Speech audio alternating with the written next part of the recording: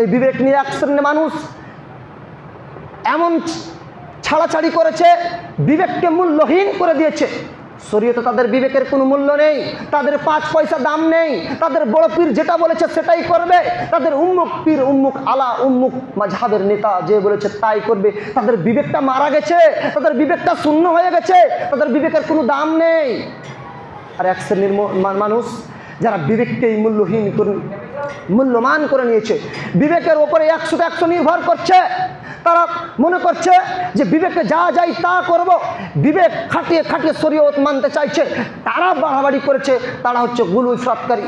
সম্মানিত উপস্থিতি, আপনাকে এই দিক থেকে লক্ষ্য রাখতে হবে, আহলে সুন্নাহ ওয়াল জামাআর পথ ধরতে হবে। তারা কি?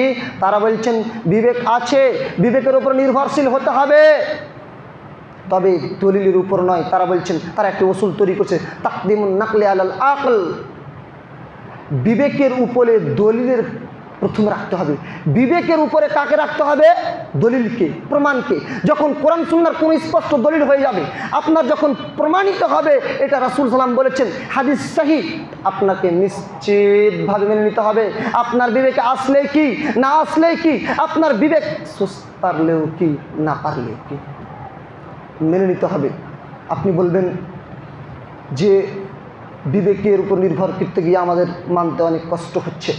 হ্যাঁ, কষ্ট হবে, তারপরও আপনাকে মেনে নিতে হবে। যদি আপনি বিবেকের উপর নির্ভরশীল একেবারে হয়ে পড়েন, তাহলে আপনি একেবারে এমন পর্যায়ে পৌঁছে যাবেন, নাস্তিক্যবাদিতে আপনি পৌঁছে যাবেন। আপনি নাস্তিকদের পর্যায়ে স্তরে চলে যাবেন। কিভাবে? দেখবেন, আপনি বিবেক বলছে মুজার নিচে মাসাহ করতে হয়, মুজার নিচে মাসাহ করতে হয়, কেননা মুজার তল দিকটা নোংরা হয়, জানেন না?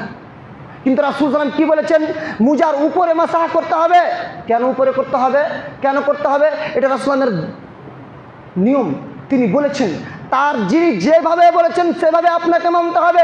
আপনার বিবেককে খাটালে হবে না, উপরেই করতে হবে। যদি আপনি এইভাবে দেখতে চান মেরাজের ঘটনা, আপনার বিবেকে আসবে না কি করে একজন ব্যক্তি মক্কা থেকে মদিনায় এক রাতে যায়, সেখান থেকে ফিরে আসে, আবার সপ্তম আকাশেও যায় এবং সেখান থেকেও ফিরে আসে। কি করে সম্ভব? আপনার বিবেকে আসবে না। আপনি যদি বিবেক খাটাতে যান তাহলে আপনাকে এগুলো অস্বীকার করতে হবে। আপনি যদি এগুলো অস্বীকার করেন, আপনি মুরতাদ হয়ে যাবেন, ইসলাম থেকে বহিষ্কৃত হয়ে যাবেন। বুঝতে পারলেন না? আপনি জানেন না সেই সূরা কাহফের সেই ঘটনা, যে মুসা আলাইহিস সালাম তার মৃত মাছ তার ব্যাগ থেকে ঝাঁপ দিয়ে নদীতে পড়ে গিয়েছিল, মৃত মাছ জীবিত হয়। এটা কেমন মনে হচ্ছে না? কেমন মনে হচ্ছে না? তার রান্না মাছ খাওয়ার জন্য তিনি নিয়ে যাচ্ছিলেন, সেই মাছ ঝাঁপ দিয়ে দিয়েছে। আপনার বিবেক বলছে এটা কোনোদিন সম্ভব নয়। আপনি বিজ্ঞান দিয়ে প্রমাণ করতে চান, কোনোদিন প্রমাণ করতে পারবেন না যে মরা মাছ জীবিত হয়ে ঝাঁপ দিয়ে দিবে, আবার ফির ভাজা খাওয়ার জন্য তৈরি করা। বুঝতে পারলেন না? আপনার এখানে বিবেককে প্রাধান্য দিয়ে লাভ নেই। কোরআনের কথা আপনাকে মেনে নিতে হবে, মানতেই হবে, কোনো কিছু করার নেই। না মানলে আপনি মুশরিকদের অন্তর্ভুক্ত হয়ে যাবেন। সম্মানিত উপস্থিতি, ওইরকম আপনার কিছু দলিল রয়েছে, সেগুলো প্রাধান্য করতে হবে। যেগুলো না মানলে আপনি মুশরিক হবেন না আমি বলি না, সেই কিছু দলিল রয়েছে যেগুলো না মানলে মুশরিক হয়ে যাবেন, কিছু রয়েছে মুশরিক হবেন আমি কথা বলছি না। বলছেন যে আপনার বিবেক কাজ করছে, টাকা দিয়ে ফিতরা দিলে বেশি উপকার, কিন্তু রাসূল সাল্লাম বলছেন খাদ্য দিয়ে ফিতরা দিলে বেশি উপকার। আপনি বিবেককে প্রাধান্য দিবেন না রাসূল সাল্লামকে প্রাধান্য দিবেন, আপনার ব্যাপার।